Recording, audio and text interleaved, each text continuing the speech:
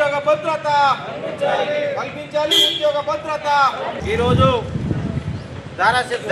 భారతదేశ వ్యాప్తంగా 4 లేబర్ కోడ్లకు వ్యతిరేకంగా ఈరోజు సార్వత్రిక సమ్మెలో భాగంగా ఫిబ్రవరి 12వ తారీఖు నాడు ఈరోజు దర్పల్లి మండల కేంద్రంలో కార్మికులతో సమ్మె నిర్వహించి గాంధీ తాతకు వినతి పత్రం ఇవ్వడం కూడా జరుగుతున్నది.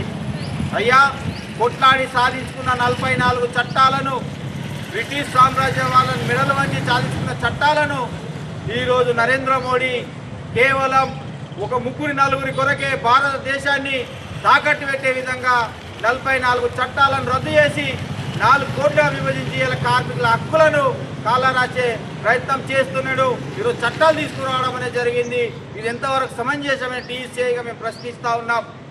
ఒకరోజు 8 గంటల పని దినాలు కావాలని వేలాది మంది, లక్షలాది మంది అమరులైనటువంటి ఆ చట్టాల ఆ అమరుల త్యాగ ఫలితంగా 8 గంటల పని దినాన్ని సాధించుకుంటే ఇలా 10 గంటలు 12 గంటలు చేయాలని చెప్పేసి చట్టాలు చేయడం సిగ్గుచేటు.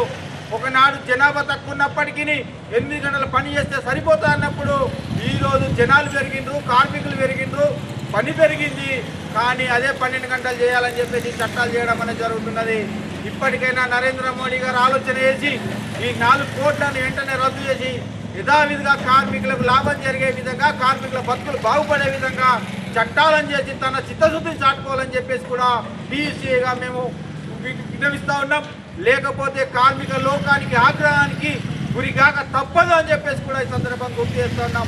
ఒకనాడు రైతులు ఢిల్లీ నడిబొడ్డున, ఢిల్లీ సరిహద్దుల్లో 16 నెలలు సమ్మెలు చేసి, ధర్నాలు చేసి ఆ 4 చట్టాలను ఏ రకంగా అయితే రద్దు చేసుకునే విధంగా ప్రయత్నం చేశారో, కొట్లాడారో, కార్మికులు కూడా అంతకంటే పెద్ద ఎత్తున ప్రయత్నం చేస్తారు, ఆ ఉద్యమాన్ని కూడా చేపడతారని చెప్పేసి కూడా ఈ సందర్భంగా గుర్తు చేస్తూ తక్షణమే 4 కోట్లను రద్దు చేసి కార్మికులకు లాభం చేసే విధంగా ఈరోజు చట్టాలు చేయాలని చెప్పేసి టీసీఐగా మేము విన్నవిస్తూ ఉన్నాం.